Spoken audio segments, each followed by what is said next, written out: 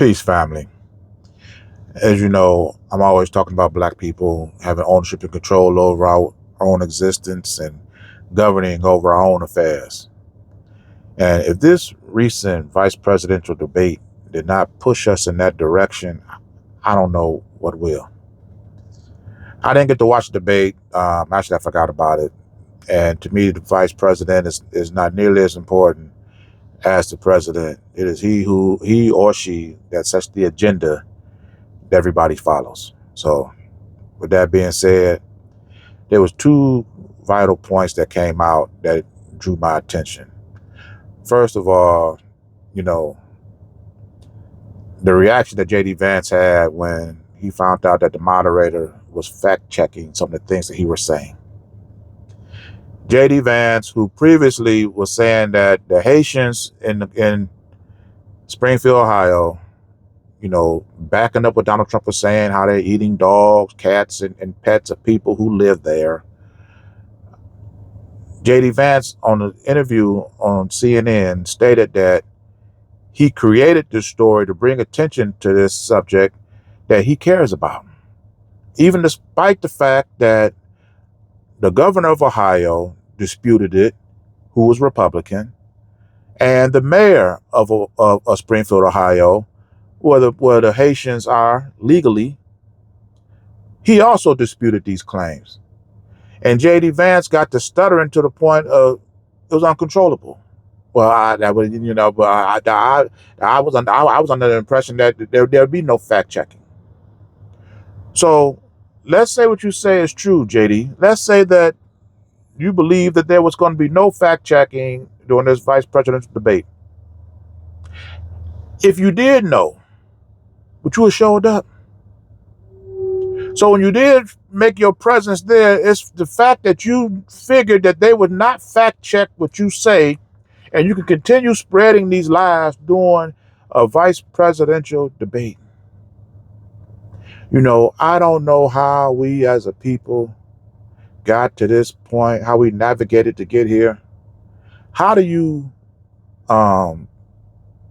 unelect or what does it take for a candidate that's running for office to be discredited, to be no longer in consideration? You actually went to this debate thinking that you can come here and spread lies and be unchecked. The Speaker of the House, who came out after this, stated that they were ganging up on JD Vance. It was 3-1. It was 3-1, but it wasn't nobody ganging up on JD Vance. The two moderators, they act as one. They let him moderate. Tim Walz, his political opponent, he's there to debate. The third is the truth. That's the gang that the Speaker of the House, a Republican, is talking about. You want your candidate to be able to come to this debate and basically lie unchecked. But if JD had came in here and was attacking Tim Walz with him and his lies, the Speaker wouldn't have nothing to say about that. Then the second thing they're talking about, the school shootings. JD Vance, with all his Ivy League intelligence, he comes out and says that he want to put stronger windows and doors on the schools to protect the children. No laws, no procedures, no legislation. He want to turn politicians into construction workers. The people have been suffering through these mass shootings long enough. Do you know how long it would take to implement replacing the windows and doors in all the current schools in existence with stronger bullet-resistant to military-style weaponry? Do you know how long that would take?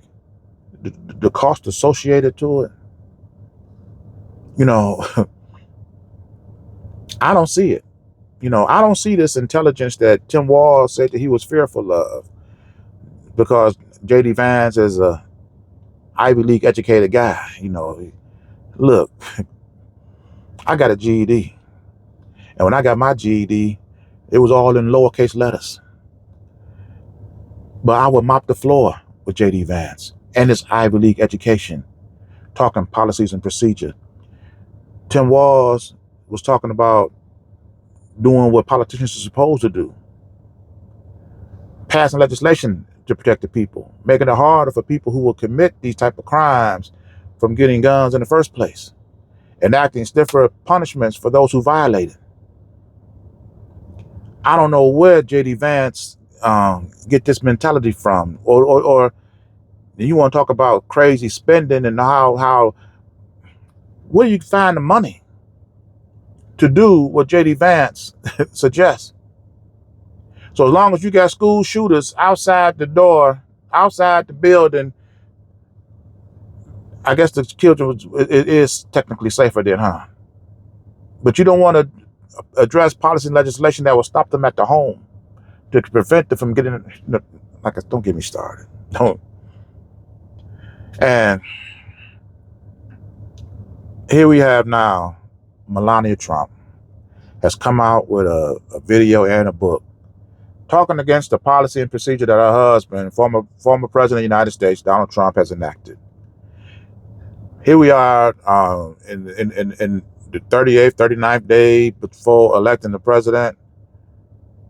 The wife of a former president has come out and said that she does not agree with the policies that her husband has enacted. But we all know Melania haven't been on Donald Trump's side in a long time, and this speaks to just how divided they are. This also tells me that if Melania Trump could vote right now today for political office, it would not be for Donald Trump. If Donald Trump can legislate and represent policies and procedures that his own wife could agree with, if he can't do that for his own wife, how do you think that he can possibly legislate on behalf of the people? It's ridiculous.